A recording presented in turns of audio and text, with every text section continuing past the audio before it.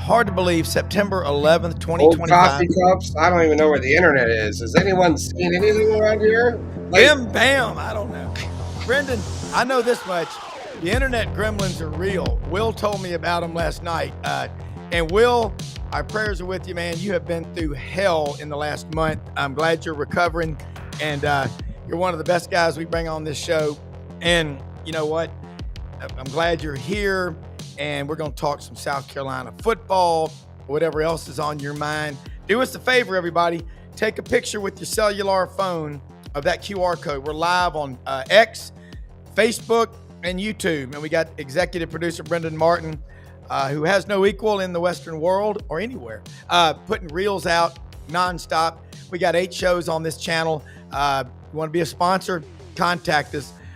We broke 100,000 on a show 2 weeks ago. We're working. The only easy day was yesterday.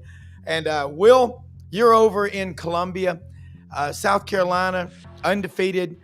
Nothing kills momentum more quickly than a horse running on the field in the middle of the game or a rain delay. So, I mean, throw it out the window what happened the other night against South Carolina State. But talk about the Gamecocks up to this point. And here we are. This is the football world we live in, and I love it. Showdown with Vanderbilt Saturday in Columbia. Yeah, tickets are This is unreal. for a Vanderbilt South Carolina game. Tickets are through the roof. They're like $250 or $300. I'm confused. I'm wondering what world I'm living in right now. When people around here, I remember in 2011, I think Georgia came to town and it was like number 5 versus number 7, and South Carolina thumped them 35-7. And tickets, people wanted tickets for like $400 or $500, and now here we are in 2025, and Vanderbilt's coming to town, and tickets are through the roof, and it's going to be an interesting game. It's really right now here. It's there's a lot of angst. There's a lot of tension here because South Carolina has done. They've been the complete opposite of what everybody expected. We thought the defense would struggle after replacing 5 draft picks, and the defense has given up 1 touchdown so far this season. It's played really well. The emergence of Fred J.R. Johnson at the linebacker position and several other players who've really stepped up has been a pleasant surprise. But on the flip side of that, the offense has been abysmal. The 3 of us could go and put together an offense that's better, and that's been a huge surprise. And so there's a lot of tension this weekend because South Carolina comes into this game. You know, you're supposed to beat Vanderbilt. Doesn't matter who they are, or what they've got, or they're a much better program, obviously, but there's still going to be that tag that comes with losing to Vanderbilt. And I think to get the spread as of last night, I think we're still around 5.5, depending on where you want to look. But it's certainly a game that's going to be a lot of fun. It's supposed to be you mentioned the rain delay last week. I didn't go, and I'm glad I didn't go. I avoided a mess, but it is supposed to be an absolutely mayor's, governor's type day around here on Saturday. It's going to be in the mid to low 80s with low humidity. It's going to be beautiful tailgating weather. It's going to be a great evening. It's going to be a little bit later start for the game. So it's going to be an environment. I mean, I wasn't there Saturday, but I've seen the videos of the student section who apparently got inebriated and didn't mind the rain, didn't mind all the mess that was made. So it's going to be and then you get Diego Pavia coming to town. And I think yesterday, one of the offensive linemen guaranteed victory. It's going to be a wild event with Vanderbilt rolling into town on Friday and the game on Saturday. It will. Got to ask you, see about 8 fishing rods behind you. Saltwater, freshwater, what are you fishing for? Those are the freshwater. The lake is just on the other side of the door right there. So those are freshwater, and I haven't fished in about a month and a half, 2 months, but just glancing, I see the bobbers on a few of them. So it looks like my boy had gotten a hold of a couple of them, and maybe him and his friends were out back trying to go for some brim and crappie and maybe a catfish or 2. Hey, nothing wrong with it. That skip work, go fishing. That's what my wife's T-shirt says. That's got it at Hewlett and Dunn. All right, you're talking about, I think South Carolina lost 8 of their top 11 tacklers from last year. And again, talk about your defensive coordinator and the staff they have. It had been an up and down, really 3 years, I thought, for Clayton White. And then last year, that defense really kind of came out of nowhere. You had the emergence of Demetrius Knight, who's now with the Cincinnati Bengals. Kyle Kennard was a transfer portal guy from Georgia Tech who goes on to win the Nagurski Award. Obviously, Dylan Stewart comes in as a freshman and earns all kind of all freshman honors. Nick Eamon-Wari is a physical freak and was drafted in the second round by the Seattle Seahawks. And his emergence last year, he kind of had a down second year. But I say that because I think there was a lot of questions about Clayton White going into last year and in the way they performed, especially kind of down the stretch, holding Clemson to 14 points and that victory up there. And kind of was a physical defense. That was something we had not seen. Kind of harkened back to the days of Ellis Johnson and Steve Spurrier, and the defense that was led by DJ Swearinger when they called him the Goon Squad. Yeah. And what you ended up getting there was a defense, I think, that was that brought back memories. That South Carolina's kind of always based. To me, South Carolina football is based on defense. Their best days, you go back into the 80s when they had a little run, was based on defense. They were known as the Fire Ant defense with Joe Lee Dunn, blitzed a lot. The few years Lou Holtz was here and really had it going. It was defense oriented with some really good players. And then, quite frankly, Steve Spurrier's best years were defense oriented. So, to see them reemerge last year, I think made a lot of people happy. As we just mentioned, you win the opener 24-8. 24-11. They give up 8 points defense, or 9 points, gave up a safety offensively. And then last week, gave up a bad drive kind of to start the game, gave up a field goal, and then really took the game over and kind of did what they wanted to. Well, the defense, again, rising up. So on the offensive side, Lenora Sellers, we know everybody gets this preseason hype. They all do. You think maybe it's just taking him a few games to adjust to being in the spotlight? Not that he wasn't last year, but ever since he ran up the gut against Clemson, his life has not been the same. No, it hasn't. And I don't know. I don't think it's as simple as saying it's him. There's a lot of questionable play, very vanilla, very questionable play calls with Mike Shula. The offensive line has been beyond atrocious, and that's hard to explain. And I do think you're right. I don't think Lenore Sellers has looked comfortable. I don't know if this is a matter of him thinking he needs to be more of a pocket passer and not a freelance guy. I don't know if this is overcoaching. There was a great segment on I think it was ESPN, and I can't exactly remember the quarterback who was doing it, but they were talking about Jaden Daniels in year 2. Yeah. And how year 1, you just kind of let your quarterback go play. And the quarterback plays the style that he's grown up playing. But in the offseason, coaches tend to overcoach and put too much into a player's mind. And I honestly wonder if that's the case with Lenora Sellers, because he doesn't look comfortable. His passes are off. His footwork looks off. He doesn't look comfortable in the pocket. Again, the offensive line has been porous. He's been hit multiple times. They've almost given up 2 safeties. They gave up the one to Virginia Tech and nearly gave up a second in the South Carolina State game. So I don't think it's as simple as just one answer and saying, well, he's not comfortable.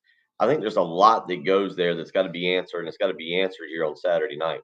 Yeah, and it was on with Lauren Meadows last night, Lowdown with Lauren Meadows, and he was talking about DJ Lagway. People say it is shoulder, it's footwork. I mean, the shoulder and the feet are connected to your body, but the offensive line for Florida is supposed to be one of the best in the country. Every player had a penalty, the starting 5 last week in that loss to South Florida. It's similar situation. You're going into game 3. It's pretty much who you are. Question is, what do you got to do to beat Vanderbilt? Because again, Clark Lee, we know he can coach defense, but bringing in Jerry Kill from New Mexico State and Diego Pavia and Eli Stowers at tight end, Vanderbilt fans are starting to get pissed off when they lose. Now, they hadn't lost yet this year. That's a different mentality. $250 tickets for Vanderbilt coming to town. I mean, what world are we living in? Yeah, we're trying to figure that. I'm trying to figure that out every day right now. Again, The offense has got to be fixed. They've got to score. There's an odd stat. South Carolina scored offensively. South Carolina scored 17 points exactly in the last 3 games: 17 against Clemson, 17 against Illinois, and 17 offensive points. Remember, there was a lot of special teams touchdowns last week, even though they scored 38 total. But the offense put up 17 points. That's got to be fixed. It's going to be a fun environment. No offense to Vanderbilt, it's going to be nothing like they've walked into. You think back last year, they got Texas at home. They played Alabama and beat Alabama in Nashville. Auburn was a shell of itself when they went there. Virginia Tech is kind of a shell of what it's supposed to be in a night game right now. This is going to be an environment Diego Pavia and Vanderbilt's never walked into. There's going to these people around here are crazy right now. I wasn't down there. I heard about the tailgates this past weekend that were taking place around the stadium.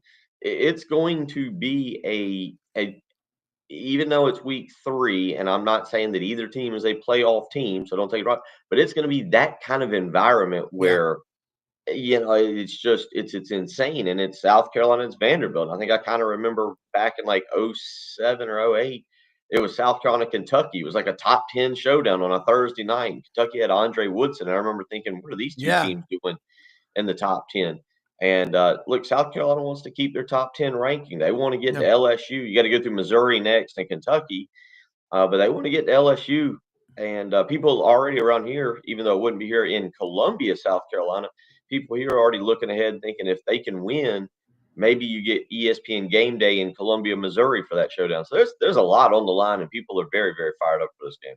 Yeah, I know we were a couple of minutes behind getting started. So Jake Wimberly, ESPN 105.9, The Afternoon Drive in Jackson, Mississippi, is going to join us. So if you can stay on, Will, at least I gotta go. A few more. I got it. Today is my daughter's. Y'all ever had this? Today is daughter's sweet 16 birthday party, and I got a doctor's appointment coming up here in about 45 minutes to an hour. I got to hit that, and boy, oh boy, I got to go deal with a 16-year-old. So it's a day, man. It is. And look, this is cool. Great reporting, and we'll do it again next week. But I love this. This doing this show. It's like I got 16 kids and can't be partial to any of them. But let people know how they can follow you. Glad to see you back on the road to recovery. Yeah, thank you. Yeah, I just at Twitter at Wil Wil Gunter Guntr, and I will. I've not been on the radio since August 1st. I think due to some health issues that have come out of nowhere. I do encourage. I will take a second real quick to say, if you're ever feeling bad, don't be a guy. Don't be tough and think something's not going on and try and fight through it. I've learned a very hard way. For the people who don't know, I thought I had COVID on August 4th, and turned out I had double pneumonia, and both kidneys had failed. And learned the hard way. Spent a lot of time in August in the hospital. So if you ever feel bad, don't be a guy and think you can just push through it and that you're tough and mean. Man, go get yourself checked out, because the doctors have said if I didn't show up at urgent care on August 4th, I wouldn't be here with y'all right now. So I'll take a minute to just say, go. If something's wrong, don't sit there and play around with it. Go find out. But I'll be back either maybe next week on Monday, or the following week. I'm kind of having to get a little bit of clearance. I've never had to get clearance to go back and do a radio show. Apparently, they think I'm lifting weights in there or something while I'm doing the show and not sitting on a chair talking. But guys, I appreciate it, man. Look forward to catching up with you next week. Ditto, man. Get better, man. Glad you're here. Thanks, buddy. Yeah, absolutely. You're a force of good. Take care. All right, y'all take care. Have a good time at your daughter's birthday. It's a sweet 16 today, buddy. Yeah. Wants a car. Doesn't understand Dad's got medical bills right now. We got some issues. So. Oh, that's all right. You get to be there. That's the most important thing, Will. So that's right. God bless that's you. Right. All right. Y'all take care. Right, you too. I tell you what, he is one of the good, as they say in the country, Jake. He's a good one. He's a good egg. And by the way, Jake, I've watched all the stuff. I like to keep track. I've been to 37 football games at Davis Wade Stadium, Scott Field, in Starkville, Mississippi. I love it down there. I got a lot of Mississippi State friends. Alan Callicott, mayor of Senatobia for a long time. Stan Jones. I mean, Jan Gwynn is at the Touchdown Club with us Monday night. They are loyal beyond. I mean, they are as loyal as a parent is to their child. And I heard the comments. There's no place to stay. You think I hadn't heard that from Auburn, and Brendan hadn't heard that from Gainesville? These are college towns in the South. You know what? Some of the best memories of my life were pulling up in a bus with the Auburn Club, 47 of us packed in there, drinking some road sodas and having the barbecue brought out from Little Dewey's Barbecue. And how nice. I mean, they want to beat you, but that's a damn good school with an awesome fan base. And basically, it's the people in Mississippi. I love that state. My grandparents are from the Delta. I love it, and I'm proud of Mississippi State. I'm happy for them getting that win the other night, and I'm sure they don't mind paying that fine, because when you got a president like Dr. Keenum, whose number is in the phone book if you want to call him, those are, as they say in the country, good people. How you doing? I had to get that off the chest. Wow. That was a record, dude. Calm down, bro. You take gummies at night. Calm down. Yeah. God. I was like, we're going to put a clock up there for you next time, Jake. How are you, Jake? I'm good, guys. No, hey, look, it was a big win. It was a big win. And you're right. I mean, it's regardless of whatever college town you go to, if you're trying to get rooms right now, they're just all crazy. Yeah. I mean, absolutely crazy. I mean, to the point where I'll give you a great story real quick. I won't go as long as Rod did, Brandon, but we've got to go down to LSU in Baton Rouge here in a couple weeks for a cheer competition for my oldest daughter. We luckily got rooms like months and months ago. Why they scheduled a cheer competition in Baton Rouge on the same day as LSU, but now parents are whining because they can't find rooms. Anyway, all of that to say, come back and hear, to start. Well, what a game Saturday night. I mean, look, Mississippi State with a goal line stand. They were up big. They let Arizona State come back in the game. And then, look, Blake Shapen, one of the things that we see now, he is not bad. I mean, he is pretty darn good. I mean, look, is he elite? No. Is he the best in the SEC? No. But he fits what Jeff Lebby wants to do. They've got some receivers that can run. This is still a work in progress, though. There's a long way to go, but that's a good step forward Saturday. Did you think coming into this season that the players they brought in via the portal would be this much of an upgrade this fast? You would hope so, right? I mean, just because that team last year was so bad. And the fact that, defensively, again, you go back to the sack number, 10 sacks last year for the team. That's it. I mean, they couldn't get pressure on the quarterback. They couldn't tackle. I mean, it was a bad mix. So, yeah, I mean, look, they have really upgraded the talent level. We'll see here in a couple of weeks. I mean, look, they should get the next two. You figure, nothing's a gimme, but Alcorn State coming in this weekend, Northern Illinois, in 2 weeks. And then, if they can get to 4-0, they'll host Tennessee, and boy, that place will be electric in 3 weeks. Well, the defense, talk about changes they made and some of the new faces. Well, I think, if you look at it, I mean, one of the things, and I go back to some of the guys that report on this daily in Starkville, is they just look like a Southeastern Conference football team. I mean, you just go across the board. Their defensive front is really, really, is athletic. I mean, athletic as regards to, they look like a Southeastern Conference team. Yeah. Linebackers can run, the defensive backs can run, and you go over here and look already this year, we're a couple games in and Mississippi State's already got 3 sacks. So, I mean, you're a third of the way to what you had last year. Wil Witten's already got a couple sacks. He is a senior defensive lineman that, played his football last year at Coastal Carolina. So, I mean, he is a guy that, has made an immediate impact. If you look, as far as overall defense, I mean, Isaac Smith leads that defense, but you got, Nick Mitchell's a senior linebacker that's really done some good things. And then you look at the secondary. I mean, look, the secondary is making plays. I mean, already 3 interceptions this year. They only had 7 last year. So they've already, almost halfway to that. And then you look on the offensive side. I mean, the receivers, Brendan Thompson and Anthony Evans, those 2 guys are big time players from programs, Oklahoma and Georgia, that have come in. And we don't see that a lot, where guys leave a Georgia and Oklahoma and then come somewhere like Mississippi State and flourish, but they're doing it. So they're getting some rewards off of a lot of these guys. Anthony Evans, that receiver, is going to break a lot of hearts this year. He is super fast, really good hands, elusive, everything you want. Jeff Lebby, before we go on to some other things, offensive lineman, Art Brow's son-in-law, what did people expect him to do last year with the hand he was dealt?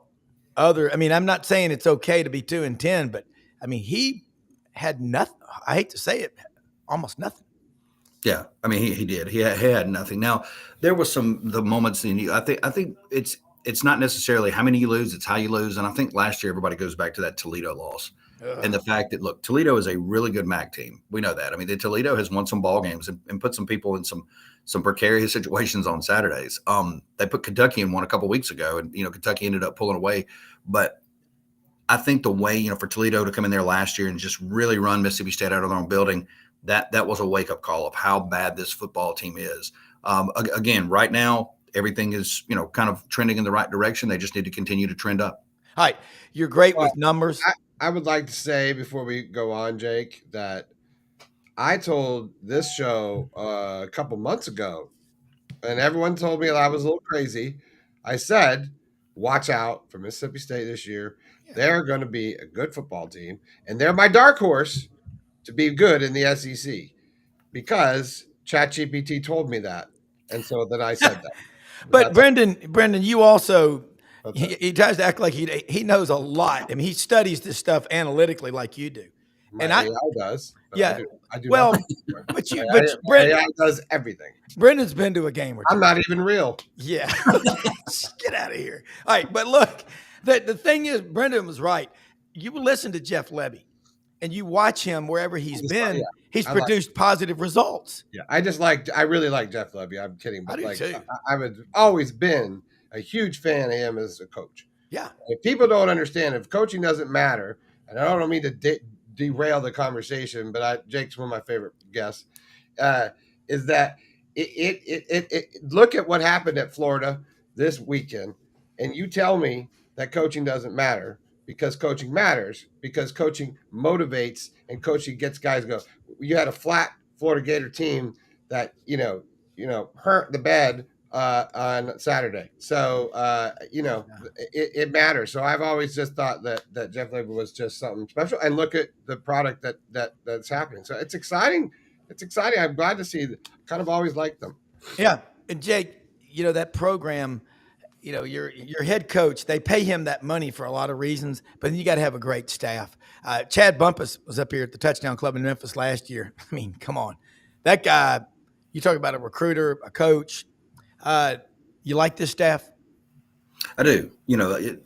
At least what we see today, look, Bump is really good. Just what you said. I mean, the guy he knows football. I mean, he's a Mississippi State guy. Who knows where his career will take him, but he's a really good football coach and recruiter. So, yeah, I mean, I like the staff. I think the staff there has been some upgrades there.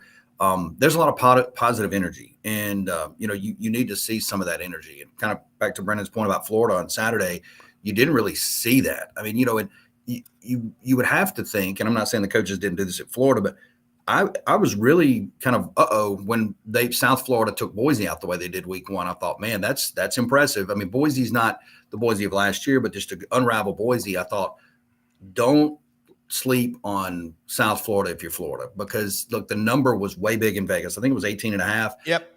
I told people, I said, look, I'm not saying Florida's going to lose the game, but I think South Florida could keep it in the number. And to see them hang around the way that they did and ultimately win that football game, I thought, I think we all knew this is Billy Napier trouble coming right here. Yeah, and just stuff that you've seen the previous 3 years resurfacing, that's not good. All right, got to ask you about Missouri. They're going up to 80,000 at Fayetteville Field in Missouri.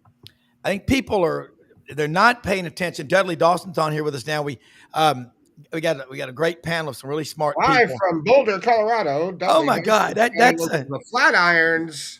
Yeah, that looks like Hardy, Arkansas, but it's not. It looks like Glacier National Park, but it might be. But Jake, you got to think about Missouri. Dudley, I'm proposing a Western Bureau of the SEC network. You cannot put it in Dallas because we know what would happen. In Denver, dude. That's where I'm from, dude. Western Bureau. But how about Little Rock? My DNA right here. Well, how about Little Rock? And we put it in Little Rock. Have Wes Moore, 103.7 The Buzz. He's going into that digital world, and Dudley. But we need a Western Bureau, Jake, because Missouri, Oklahoma, Texas A&M, Arkansas, they don't get ignored, but they don't always get the attention they deserve. Jake, tell me about Missouri. What is it about Drinkwitz? The guy can coach.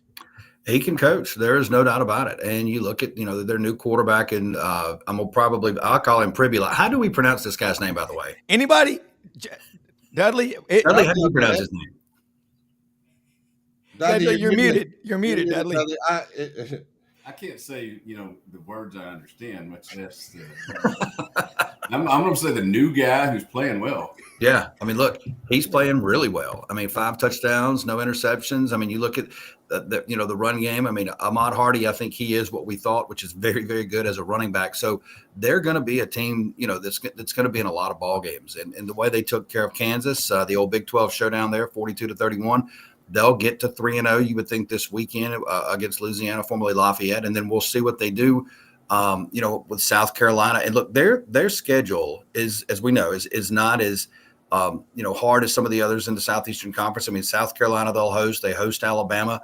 Their road games, of course, Auburn and Vanderbilt look to be in Oklahoma and Arkansas. Those are really tough road games. So I had them around a 7-5 football team this year. They may be a little better. It's going to be interesting to see as we move through these weeks. I think there's a lot of teams that can beat a lot of teams in the SEC, and let's just hope that the league doesn't tear each other apart here. Well, the running back 1-2 punch they have with Roberts and Ahmad Hardy, you don't see that very often, Jake. I mean, it is, and I know we'll keep you a few more minutes before we got a little bit of a late start because of me today, but I'm going to tell you something. When you got a 1-2 punch, Dave Bartu said on the show Monday, if you are run heavy, what was it, Brendan? You'll win 17% more of your games as opposed to being pass heavy. And Jake, looking at numbers, leave us here the last couple of minutes before you go. Tell us some stories and some trend lines that you're following that people aren't talking about that they better be paying attention to, and tag out with how you can be followed because you are one of the elite.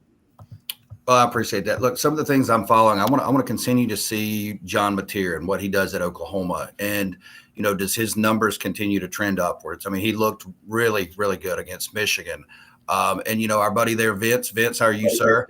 I want to see if Joey Aguilar continues to be the steal of this year. I mean, for Tennessee, when you look at what Nico is doing out in UCLA, that thing is not trending well for him. So, and then Alabama, I want to see Alabama this weekend. I mean, can they really, get this thing going back in the right direction against a Wisconsin team that's pretty darn scrappy?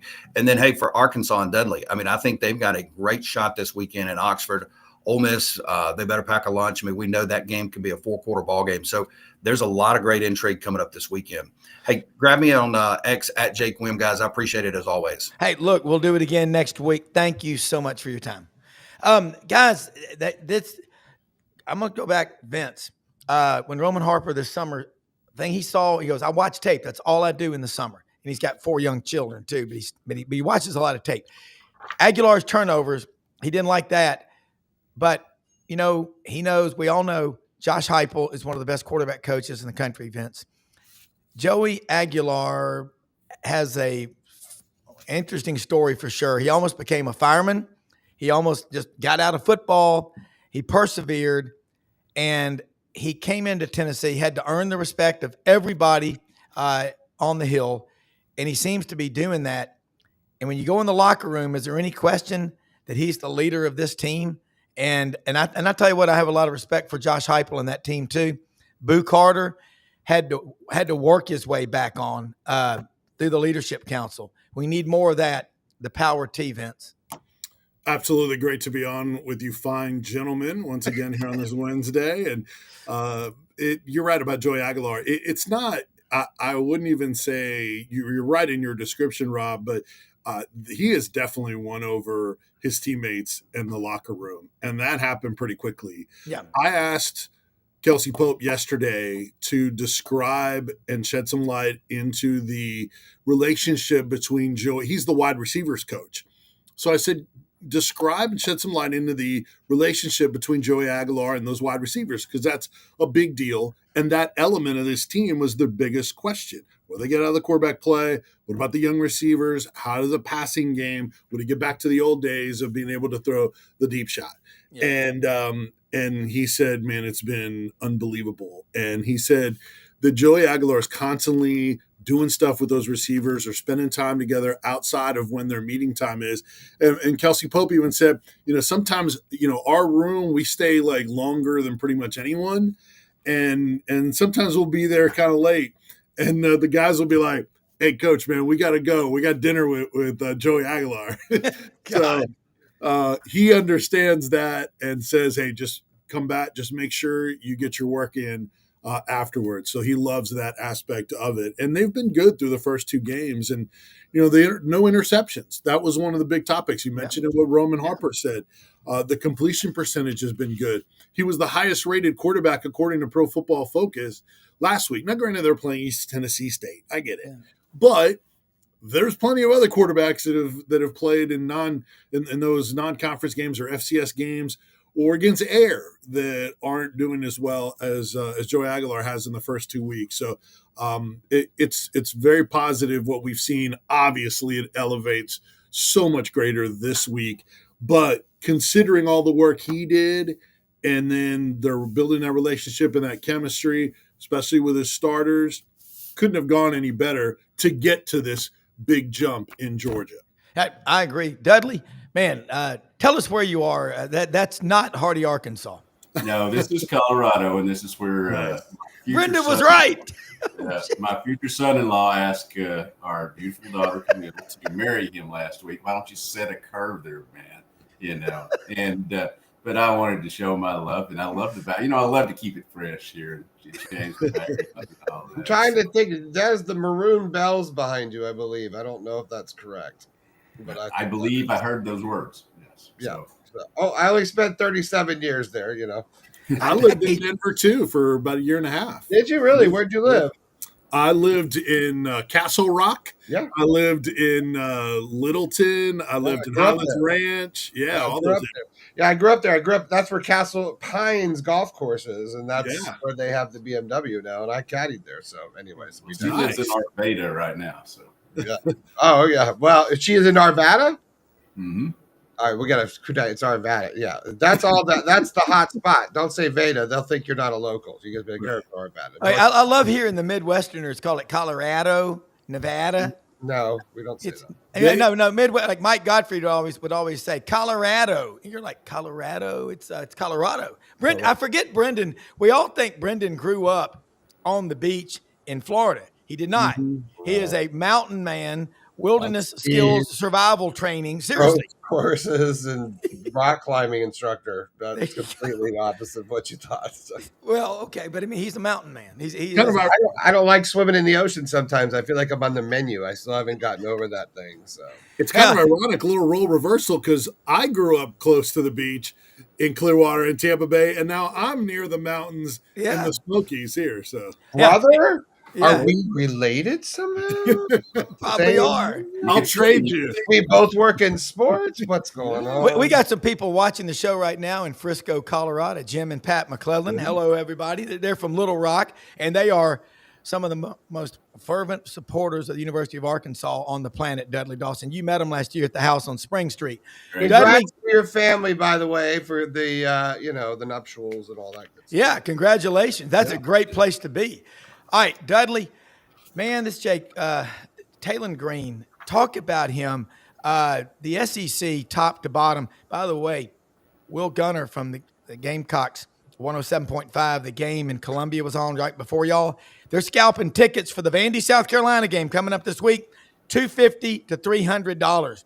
What world do we live in, Dudley? This is great. No, I'm not sure, but last week Taylor, had a really good game again. Threw a couple interceptions. That I know he wants to get out of the system there, but had over 300 yards passing, 154 rushing. I mean, the dude was pretty good. There were 2 hit and runs in Little Rock last week, at least 2. One was Arkansas and Arkansas State. I'm glad they got to play, but there obviously was a difference in those 2 teams. The other one was my Nissan Rogue, which got hit at a hotel while I was sleeping. So, that's my story of last week. 2 hit and runs in the rock. Well, bad things come in threes. I'm telling you what, guys. It's this guy right here. Brace yourself, Dudley. Brace yourself, man. I didn't touch the foul line when I walked onto the field, so I was all about that. No superstitions. Can we just discuss the fact that John Gruden may be the coach of the University of Florida? Can we just have that? Can I just have that moment right now in my head?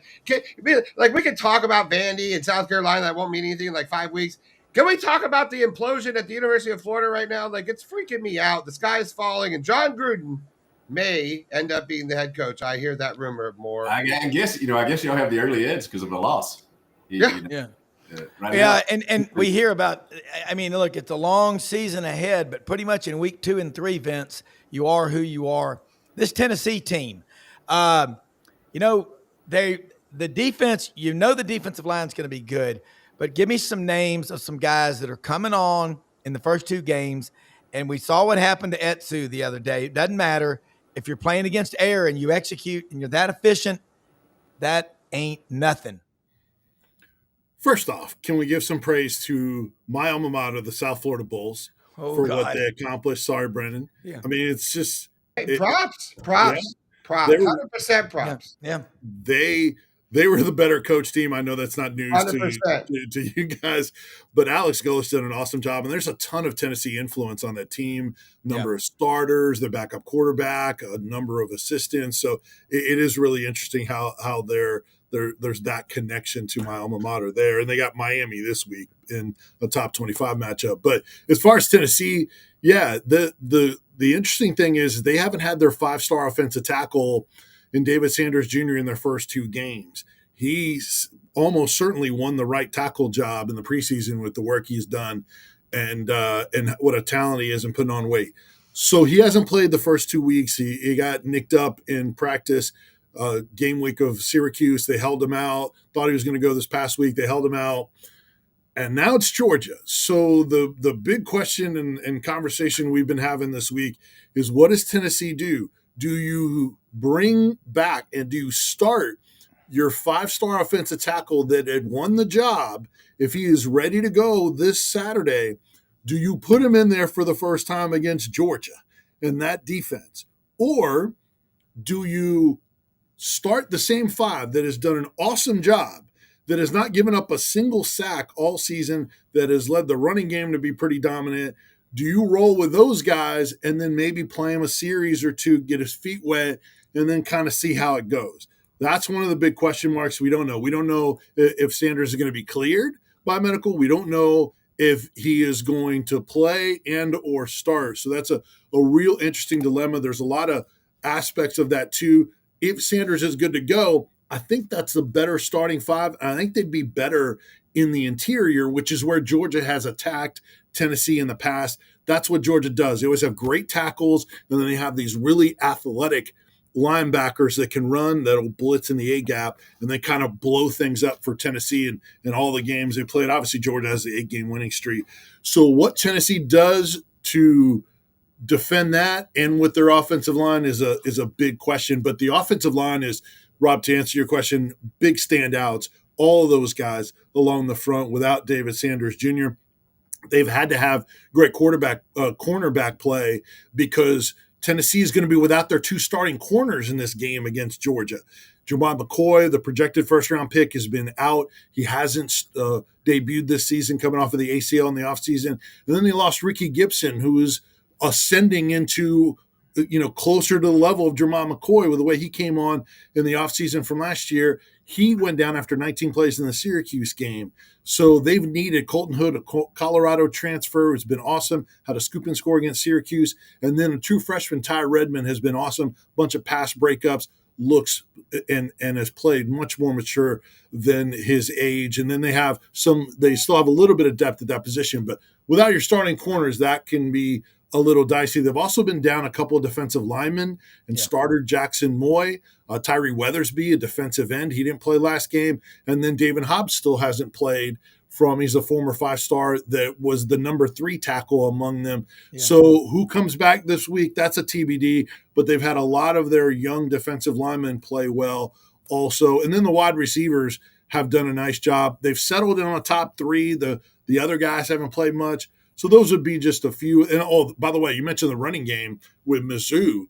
They have a 3 running back stable at Tennessee that if you go 3 deep, to me, it's hard to find a better trio in this league than what Tennessee has in Star Thomas, in Peyton Lewis, and in Deshaun Bishop. They've been outstanding the first 2 games. Yeah, and if you've got depth in the running back room, Dudley, we all know what that can mean, but that stat, you're 17% more likely to win if you can be run heavy, even though everybody thinks it's all about the passing.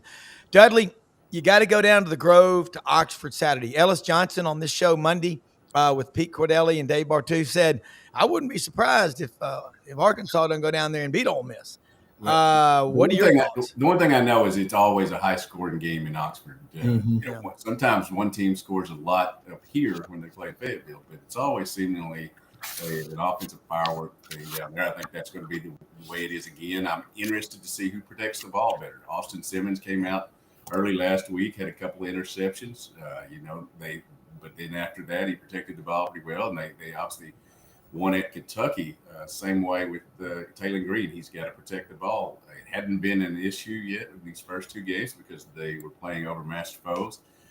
If it's not even, it's pretty close to it with these two teams this weekend. And so I think it's going to be a fun game to watch. The first night game for Arkansas this year, and it's always exciting in Oxford. Well, it's going to be a crazy atmosphere. And I look at Arkansas defensively. In the first quarter of both games, Austin Simmons has had 2 picks. Now, that's a trend. There's something that defensive coaches are seeing about him. And he's 19. He's already graduated. He's working on a master's. What does Arkansas need to do early on to get this win? I think you just mentioned they got to get turnovers early. I think that a good start down there will help them a lot. Speaking of former Tennessee guys, Xavier Sorey, 14 tackles last week, was a big guy in that win over Arkansas State, especially early on in harassing Arkansas State's quarterback, Jalen Rayner. And, I think that, there is both of these teams, I think this could be a crossroads for them this season. You get this win, man, the narrative changes a little bit. You lose it, and you're going to fall back on one that because the schedule isn't getting any easier for Arkansas after this. You can get, go to Memphis. You can say, I'll see who's better, Memphis or Ole Miss, as we go along this season. But then in 2 weeks, you've got Notre Dame up here when every recruit in every sport is coming that weekend as they try to do the best they can and getting maximum coverage and all that to these recruits. Yeah, you think Notre Dame's not a big deal? Just bring them to town. It's just insane. I mean, we go to Mass, the priest in the homily will always talk about, well, the Irish, great one yesterday. You're like, but I digress. You're like, you're not going to tell the priest what to say. Vince, you know what I'm talking about. Vince, I love the checkerboard orange and white background. All right. Cousin Mark Ham this weekend's got our friend Jeff Boone and Thomas Boone. They're all coming up. He's cooking. He's already got the brisket going. You've got to go this weekend to Cousin Mark Ham's, Audrey's cousin, like her brother. I'm going to give you his number. I want you to go over there and see him. And he's right up there by that guy holding the torch, okay? That guy's got really strong arms, Dudley. He keeps that torch going. But they've got brisket going. They've got ribs. They got open bar. Vince, I suggest you at least stop by for a snack or two. When Roman Harper's up there for SEC Nation, he's been coming up there since 2022. Audrey and I saw him. He goes, I'm down with that. Roman is one of the nicest people, just like y'all are. I mean, he's like, hey, man, I'll help anybody because people help me. Checkerboard orange and white. You got to break the streak. I was up there when you beat Alabama in 22. That was just to watch my wife tear up when they ran through the tee before the game. You think this stuff doesn't matter, Vince? You get the passion. Dudley, you get it. I don't know who's got the better background today, though. Who gets the award? I'm just going to call it a jump ball, but how important is this game to the future of Tennessee football? It's got to be a crowd of 105 plus. Around 102. But look, there'll be so many more that don't have tickets that'll be around Knoxville and Neyland and downtown around campus. And look, it's 8 games. The last time Tennessee beat Georgia anywhere was the Hail Mary throw from Dobbs to Juwan Jennings in one of the craziest games you'll ever see in the ending. And Georgia scored a go-ahead touchdown with 10 seconds to go, and somehow Tennessee gets in position in 6 seconds to throw a Hail Mary, and then they get it with Butch Jones as your coach. Yeah. It was insane, and that was Kirby Smart's first year, and Tennessee hadn't beaten him since. Not many people have, though. That's the thing. And obviously it's been a long time in Knoxville as well. the last time Tennessee won against Georgia. So, look, last year was the closest it's been at 14 points. All of them, double digits. That's it in that streak. And the thing is that Georgia was coming off of a loss to Ole Miss last year. And you thought they were vulnerable. This is the year we can get Georgia. Yep. And then Georgia played a lot better, especially in the second half when it was a 14-14 game at the half. Now this year, people were like, man, the quarterback, and, they barely beat Austin Peay, and they're not as talented, and, their depth in the NIL has gone away, all those kind of things. But we've seen this before with teams that look vulnerable coming into a matchup. You think this is the year we're going to get them, and then they play a lot better. It's life in the SEC. Dudley knows as well. It can completely change week to week. And I was looking at the star ratings. 24/7 does the talent rankings. Georgia still is number one in talent on the roster. 13 5 stars, 57 4 stars. Tennessee is 16th, 4 5 stars, 43 4 stars. You may not have heard some of those names, but there's still a lot of talent there. So and it's crazy, the line is only 3.5. I cannot remember a line that close. All Vegas Insider has like all the big lines, and it's either 3.5 or 4. So crazy that a lot of the public money, I think, is going Tennessee's way right now. I bet a lot of analysts will pick Tennessee too. Well, I'm supposed to be a recruiting guy, and I look at the rankings and do my part to try to help steer them. But I think that analysis he just had there, what's on your roster, especially these days. Sure, you can have a nice one recruiting class, but what's left? And Rob, I've talked all along about 1 to 42 or 44, and then 44 to 85. Mm-hmm. I think that is a true measure of what you've got in your program when you do it that way, not just say, well, you had number 13 class this year. What's left? Because the transfer portal and all that, I want to know what's left on the team. Yeah, and Jordan Davis Hill was on yesterday. 24/7 Sports covers Georgia. Georgia refers to that 2016 game when Juwan Jennings caught that touchdown pass, the Hail Mary at the end.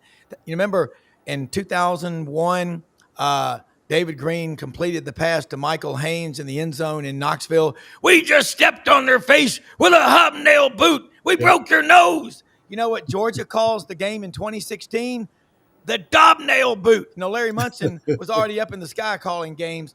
They call it the Dobnail boot. I'd never heard that before. This is a big-time rivalry. This is what I love about college football. You know what? You go to these games.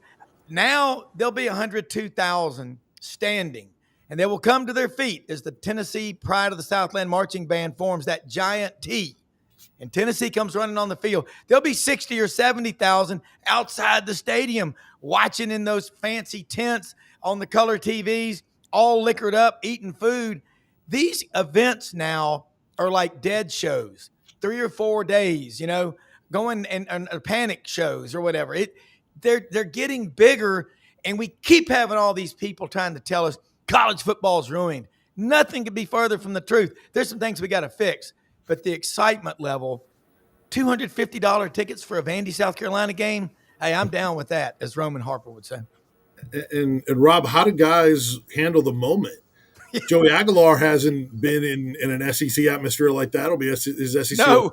Gunner Stockton hasn't been in an SEC road game as the starting quarterback for Georgia. Like, there's so many new players that some of them will rise up and others will get nervous and make mistakes. That's just so fascinating to see how everybody reacts to that situation with it being such a big game. And Checker Nealon too. What you see in the background, they're doing that for this game also.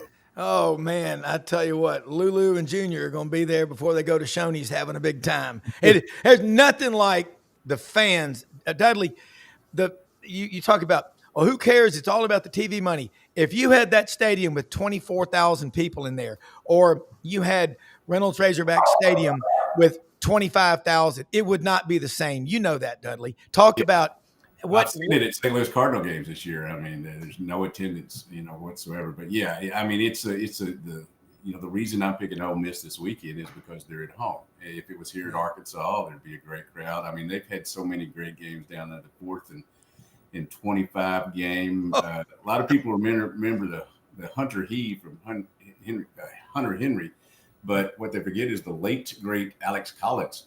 Caught that and got the first down.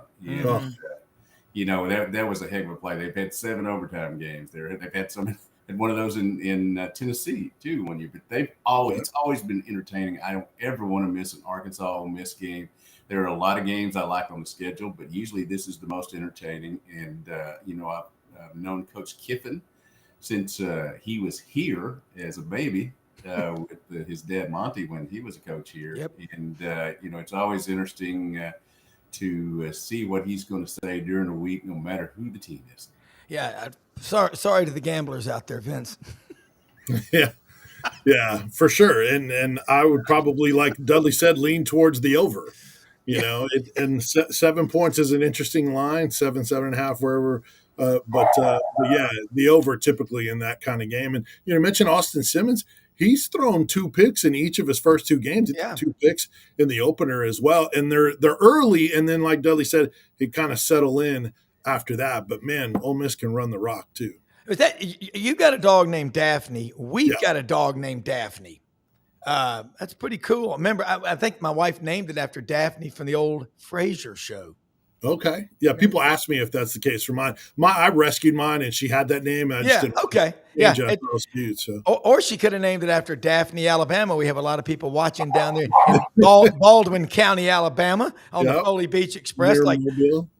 Rich Gray, my friend, who gets on his computer early in the morning and then heads to the beach to think. I love it. But, hey, we got a lot of people watching, and I'm going to tell you something. We got a lot of expats and military people that watch around the world. We appreciate what you do, all of you around the world. If you ever out traveling abroad and you see some of our servicemen and servicewomen, take your card out and just buy them a couple of rounds as a thank you, as long as they're not on duty. I just got to preface that. All right. So, guys, we got about 8 minutes to go. What are some stories, and you guys are both true grit journalists, what are some stories that you're seeing? Again, the news at 10 is only 30 minutes, 22 minutes of content. What are some stories either one of y'all are seeing we need to be paying attention to that are going to matter? The most important thing to me that happened last week and is going to hopefully happen on October 1st is the one recruiting portal, one transfer portal, January 2nd to January 10th. Instead of having them during the bowl game practices and people all over the place and coaches having to divide their attention, they still have to pay attention to it. But I, as a recruiting writer, someone who follows recruiting, I've added a recruiting podcast or two, I guess. The fact that you won't be having guys leave your team after this happens, or I like the one set. I believe that's the biggest thing that happened last week. They can ratify it October 1st, and I'm just thrilled for that because people bounce around. I mean, you had guys in and out of the transfer portal, in and out of going different places. In early December last year, is teams were trying to get ready for bowl games. Yeah, Vince. No, I love that too. And remember, Kirby Smart was the one saying, hey, you guys are talking about playoffs and all this when they were in Destiny. He's like, the most important thing is this portal thing. Or what are we going to do with it? We're going to go to 1. Here's what I think it should be. And really, it's exactly what he said. And that's in January. There's no perfect place for it. But in January, 10 days, that's it. We had Danny White on the show this morning. I asked him about the one portal, and he said we'll see if there's any sort of, he said I'm pro, student athletes being able to transfer, but will there be something else that comes with that to sort of limit that the movement, that kind of thing. Look, players are still going to hit the portal. They're publicly, so they're not officially in the portal, but you're going to see guys still declare on social media, hey, I'm entering the transfer portal, or somebody's going to report them and then quit on their team, or do it in the offseason and say, I'm going to go in the portal when it opens. And then they're just publicly there without them being officially there. So I don't think they're going to totally get away from it, but I do like that. One other thing on this Tennessee-Georgia matchup real quick is Georgia's injuries too. Georgia had a couple offensive linemen down in that Austin P game. Do they get those back? And remember, for that Tennessee-Georgia game, top 25 matchup, Arkansas and Ole Miss, all these SEC matchups, everything. Wednesday night for the SEC games, that's when we get the availability report. Yeah. And that's when we can see, because Josh Heupel's not talking injuries. He just said you can refer to the availability report. Yeah. I think all the coaches are kind of going that route, but that'll be tonight. That's something else to look for the injury status of guys going into SEC games. Yeah. And I do think this too. The polls, we all saw also the AP poll. We got to talk about this. You know, some of these people on here are living brain donors that vote, but they sway how the playoff committee, they see that. But I do like the fact that this year they're not going to punish you for playing tough non-conference opponents. If Arkansas were to lose to Notre Dame, it's not going to kill them. If they beat them, it'll do nothing but help them. And I think Tennessee playing Syracuse in that first game was a really good move. And it certainly got the confidence of Joey Aguilar up. Yeah, unfortunately, Syracuse did not impress very many people in what they did with UConn last week. So we'll see what they do with the rest of their season. But, you know, Texas A&M has Notre Dame this week too. So that could be very much a benefit for them also. It's great stuff. Inside Arkansas, Dudley Dawson. He's at Inside Arkansas. All of you follow him. Blessed to have him as our friend.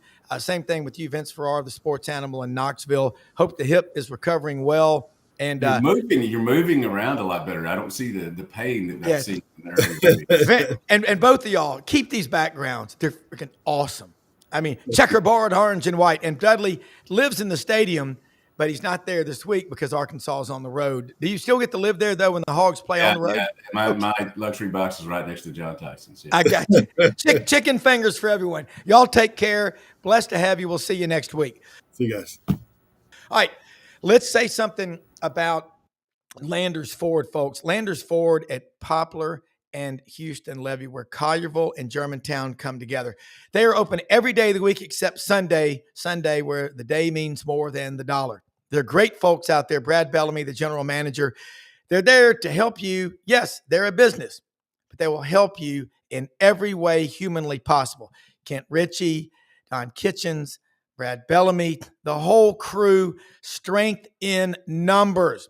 Discover the strength of huge savings on a massive selection of new models. They're top 5 in the nation in sales of Ford Expeditions. The Broncos. Those Broncos are so good looking. Ladies, if you want a robin egg blue Bronco with the red Ford across the front, retro, they've got them with the white wall tires. They're so good looking.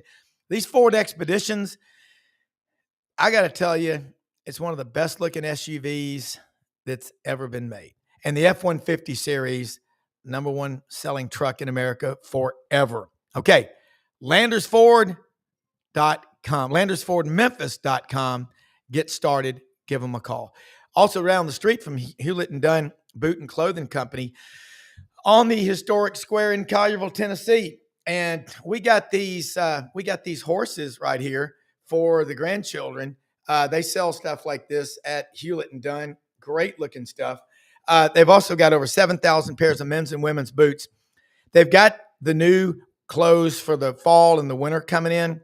Man, good looking jackets from Pendleton, Schaefer, Barber, men's and women's Barber, men's and women's Filson, the Filson luggage, the STS luggage, Duck Camp, Marshwear.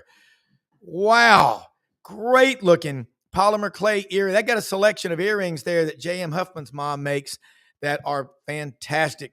Women's dresses, purses, bags, boots, everything. HewlettandDunn.com on the historic square in Collierville, Tennessee. Open Monday through Saturday, 10 a.m. to 6 p.m. Look, do yourself a favor. Go a little extra.